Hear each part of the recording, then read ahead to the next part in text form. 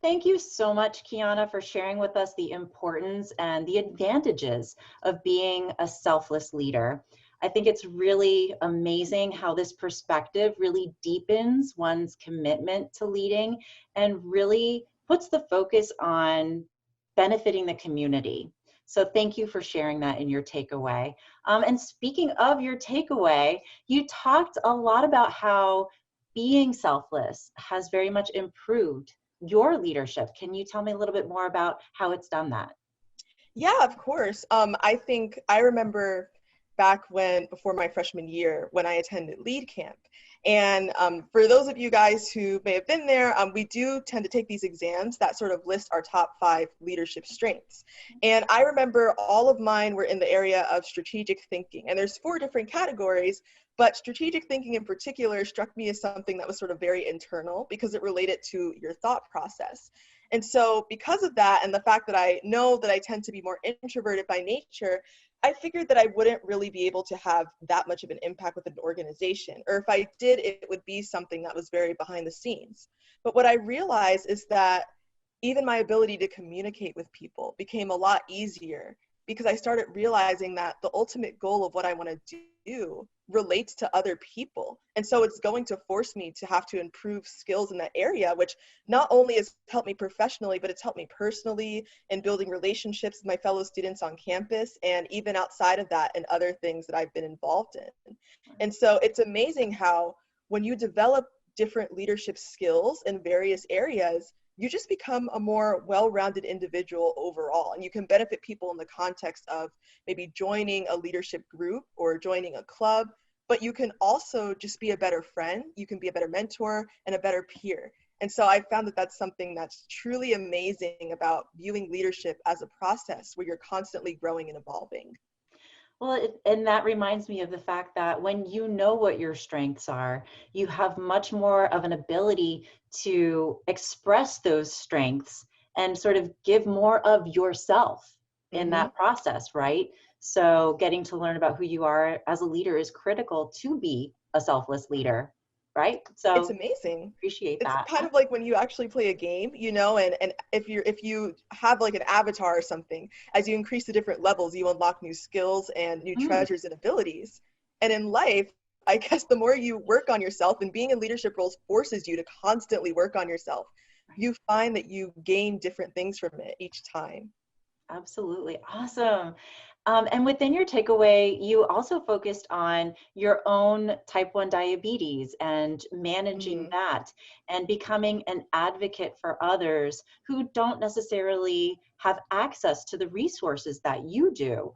So I was hoping that you could give an example of what your advocacy for others has looked like within that community, maybe an outcome that you've seen or what you hope to continue to achieve through your advocacy. Yeah, so Juvenile Diabetes Research Foundation is obviously, like, for those who haven't heard of it, it's a nonprofit, which means that they rely primarily on donations.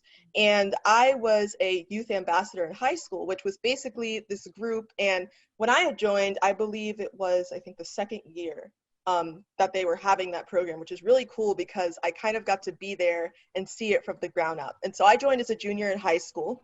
And what we did is basically we had meetings maybe once, like every quarter throughout the year. And we would try to plan different things and different efforts to increase fundraising. And it was really good because juvenile diabetes, if for those of you that are unfamiliar with diabetes, there's type 1 and type 2. There is a type 3, but I believe that's with pregnancy. But type 1 basically means that you are completely insulin dependent your entire life. And a lot of times people who have type 1 are diagnosed as children. And that's something that a lot of people are aware of who are involved with JDRF. But having the Youth Ambassador Program really allowed donors to, it really gave people a face, those with diabetes. And so instead of just hearing about the effects that it has on other people, they would get to communicate and legitimately hear from those who have been affected by it. And especially with the fact that the majority were under the age of 18, then you have them hearing the stories of young children, which obviously is going to, I think, motivate a lot of people to be more involved and give more. And so a lot of things we did involve like attending different events and things like that. And one of my favorite parts was helping to plan the annual gala that they had.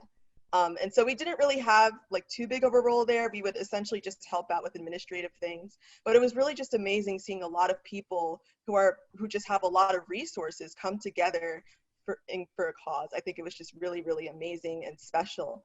But I think the thing that I did that had the biggest impact was when I was selected for the Children's Congress, which is something you need to apply to, and they choose a few delegates from every state, and I also believe they have a couple from outside of the country.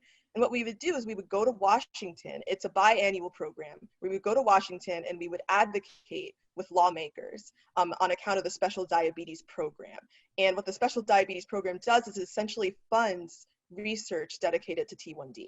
And so that was incredible experience. And a lot of the people I still keep in touch with on Instagram and stuff like that. But getting to speak with people directly who are in charge of informing and influencing policy was just amazing, because it just goes to show that there are people who care, even on a federal level. And that's why I'm just really grateful that I had the opportunity to be a part of something like that. And it really just helped me to see the impact of thinking not about myself, because when I went there, I wasn't just advocating on behalf of my own situation, but so many people across the nation who are currently children with type 1 diabetes or adults who have lived with it for the past 20 years. There's always improvements to be made, and it can always get better. And so I believe that the Children's Congress is really evidence of that hope.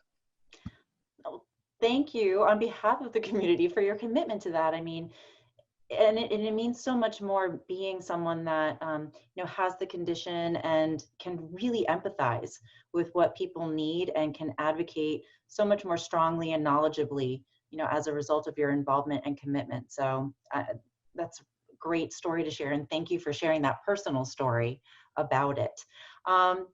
So at Ryder, you've been quite the leader in your short amount of time. Thank goodness we still have you a little longer. But what have been one or two ways specifically that you've been selfless to our Ryder community? Yeah, no, of course. So I would say with that, one of my biggest passions is diversity, especially being a Black woman who I feel like this entire group is underrepresented in higher education and like certain jobs and stuff like that, particularly graduate school. So I feel like coming into Ryder, I really wanted to sort of just emphasize the importance of creating a community where people from all different cultures and backgrounds can feel included.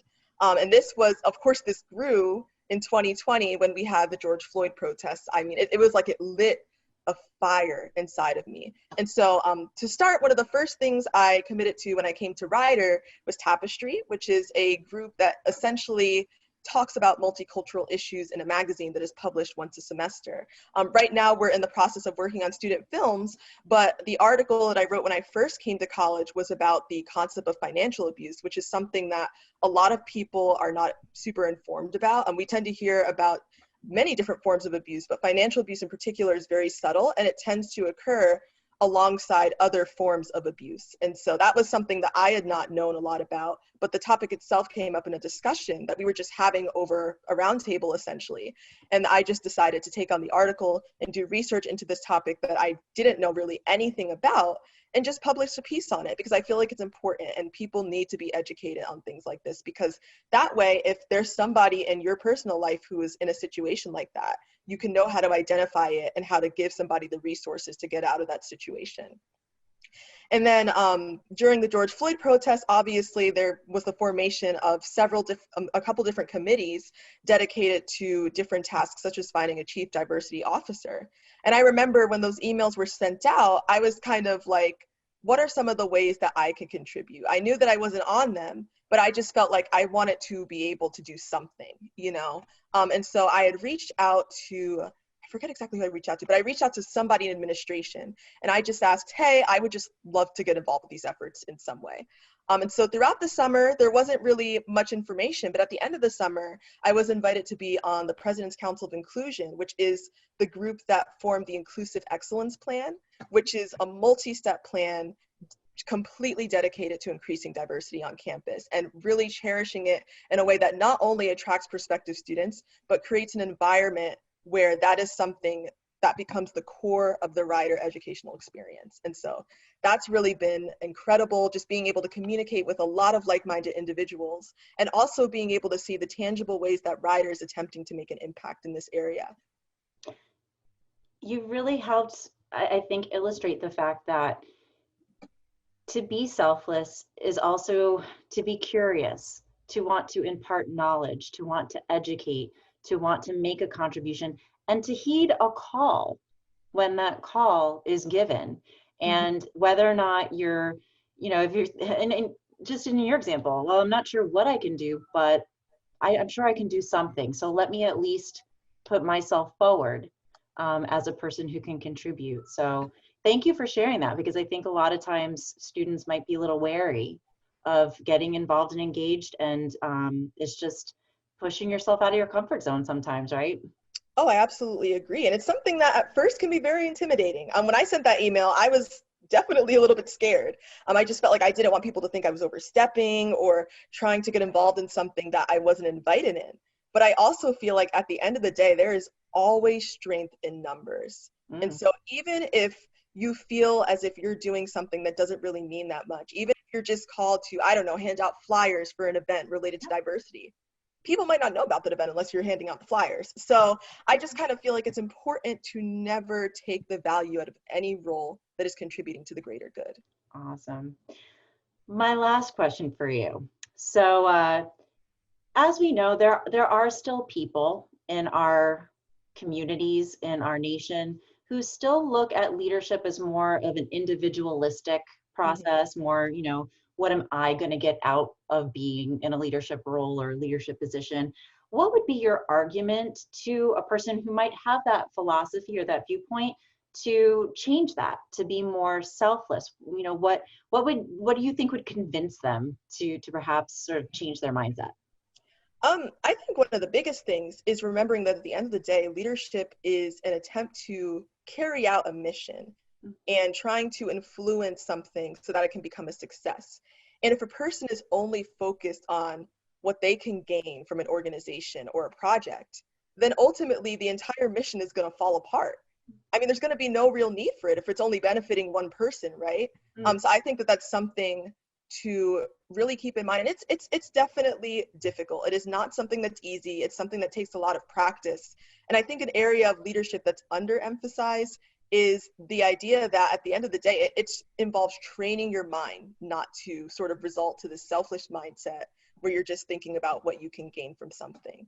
It's difficult, especially if you receive recognition for something that you're doing. I mean, and it's important to be confident in your abilities as a leader, because if you're not going to be able to sort of assert yourself around other people. But I also think that when people make a conscious effort to look at the strengths of individuals around them, then they can start to view whatever they're doing as sort of creating a task force. And with the task force, you're going to need many, many hands on deck.